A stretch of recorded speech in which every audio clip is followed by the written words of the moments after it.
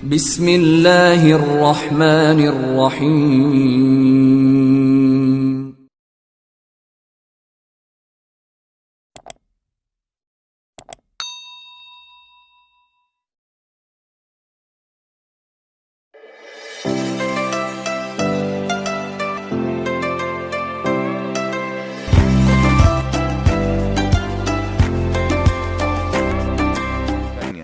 Ada kisah yang lain Bapak Ibu sekalian, seorang budak, dinukil juga,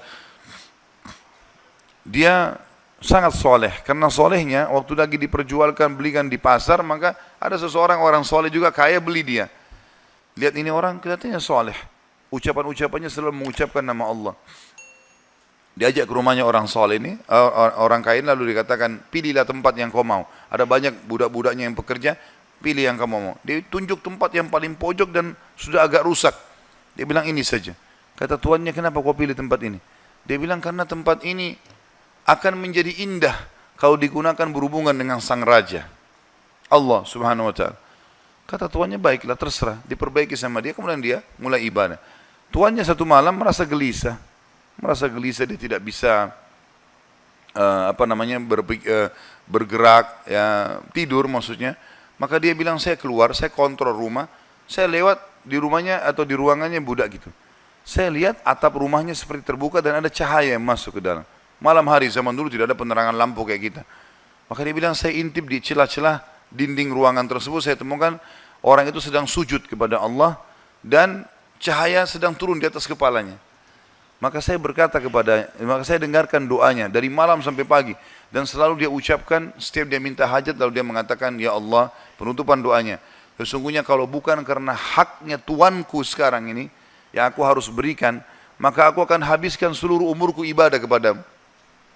Maka ini orang sampai menjelang subuh baru dia tinggalkan.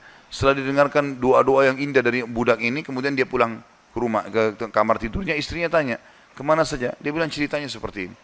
Istrinya awalnya tidak percaya. Dia bilang, baik, besok malam kita sama-sama ke sana.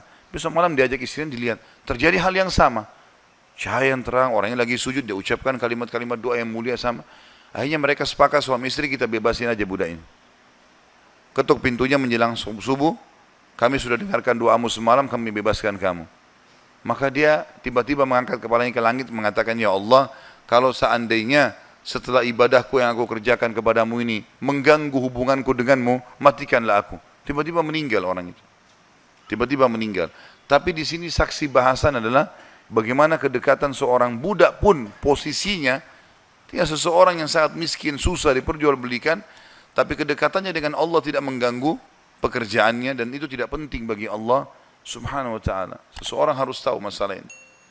Kisah yang lain disebutkan, ada seseorang miskin, punya anak sekian, beberapa orang.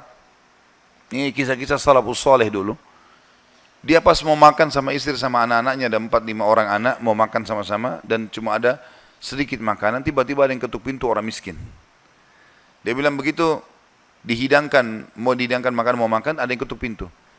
Saya suruh istri saya buka, dibuka pintu, ternyata ada orang miskin yang minta. Mereka miskin, ada orang miskin lagi minta. Kami sudah sekian hari nggak makan, berikanlah makanan. Istrinya tanya dia, kasih makanan. Dikasih makanan semuanya. Karena kalau dibagi dua juga nggak cukup. Orang itu juga punya anak banyak. Dia sama istrinya orang mukmin. Berjalan waktu beberapa saat setelah kalau kita mungkin berapa jam, kelaparan semuanya. Anak-anak lapar, dia lapar, istrinya lapar. Tengah malam nih.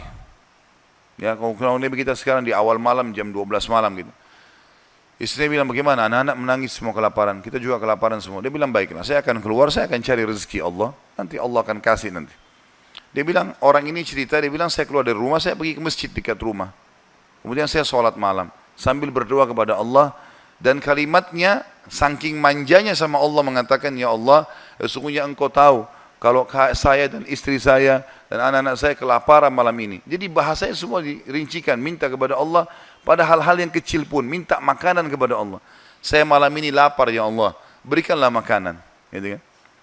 Dikatakan dalam kisah ini, ada seorang amir bisa kita katakan raja atau gubernur wilayah itu, sudah seminggu gelisah, mau bertobat kepada Allah. Sudah seminggu gelisah mau bertobat kepada Allah. Maka dia pun gelisah. Amir ini malam itu dia nggak bisa tidur. Dia keluar, dia ambil makanan terbaiknya, harta terbaiknya dari emas berkantong-kantong dibawa sama dia. Dia bilang, ya Allah, sebagai bentuk taubatku kepadamu, maka aku akan membagikan ini kepada orang yang membutuhkannya malam ini. Dan aku tidak akan memegang tali kekangan kuda ini, aku akan biarkan dia menuju ke arah yang manapun kau pandu. Maka kudanya pun jalan hanya masuk ke dalam masjid yang ada orang susah tadi. Ini kisah nyata. Pada saat masuk dia bilang, Amir ini bilang, saya tidak tahu kenapa kuda saya ke sini, tapi ini rumahnya Allah, pasti ada sesuatu. Dia bilang, saya turun dari kuda, saya masuk, saya temukan orang itu lagi berdoa. Dan doanya minta makanan. Maka saya pun berkata kepada orang tersebut setelah dia salam, saya sudah dengarkan doamu, dan saya salah satu hamba Allah, dia bilang, dan saya pemimpin Amir ya, wilayah ini, saya niat taubat dan saya ingin memberikan ini, maka saya berikan kepadamu. Ambillah harta ini, uang ini cukup untuk dia menjadi orang kaya karena banyak sekali, dan makanan juga sudah cukup. Dan dia bilang, Amir ini bilang, pemimpin ini bilang, kalau seandainya kau butuh apa-apa datang ke istana saya saja.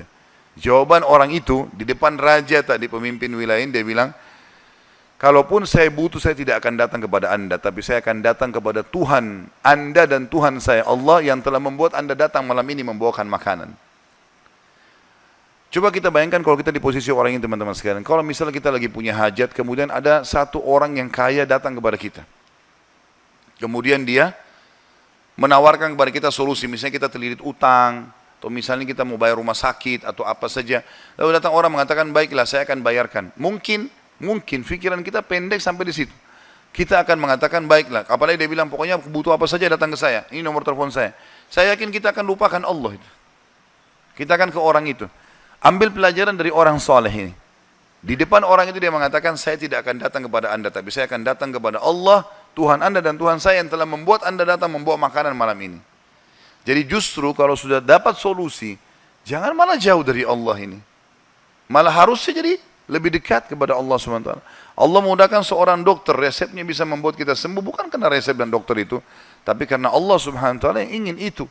Gitu kan? Harusnya kita jadikan sebagai momen untuk lebih dekat lagi kepada Allah. Dan kita mengatakan, ya Allah, sebagaimana engkau mudahkan dokter ini menjadi penyebab aku sembuh, maka mudahkanlah setiap kali aku mengalami sakit misalnya, maka kesembuhan datang dari sisimu, bukan lagi dari dokter atau dari obat itu.